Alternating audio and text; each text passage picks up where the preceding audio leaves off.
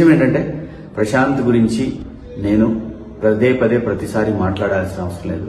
Prashanth issue అయిన మొదటి గంట నుంచి ఈ క్షణం వరకు ప్రశాంత్ విషయంలో ఏం జరుగుతుందో ప్రతి ఇన్ఫర్మేషన్ నాకుంది. సో కాబట్టి నేను ప్రతిదీ ప్రూవ్ చేసుకోవాల్సిన అవసరం కూడా నాకు లేదు. ఎందుకంటే వాడికి నేనేంటో తెలుసు, నాకు వాడేంటో తెలుసు. ప్రశాంత్ చట్టాన్ని గౌరవించే వ్యక్తి. చట్టాన్ని గౌరవించి చట్ట ప్రకారం తను బయటకు వస్తాడు. అది రేపు ఖచ్చితంగా ప్రశాంత్ బయటకు వస్తాడని ఎక్స్పెక్ట్ చేస్తున్నా. రేపు కాకపోతే ఎల్లుండి కాకపోతే మండే. ఎందుకంటే ఇది చట్టానికి లోబడినటువంటి అంశం కాబట్టి, చట్టాన్ని మనందరం గౌరవించాలి కాబట్టి ప్రశాంత్ నేరస్తుడు కాదండి. ప్రశాంత్ క్రిమినల్ కాదు. చట్టాన్ని అతిక్రమించారనే ఒక నెపం మోయబడ్డ వ్యక్తి.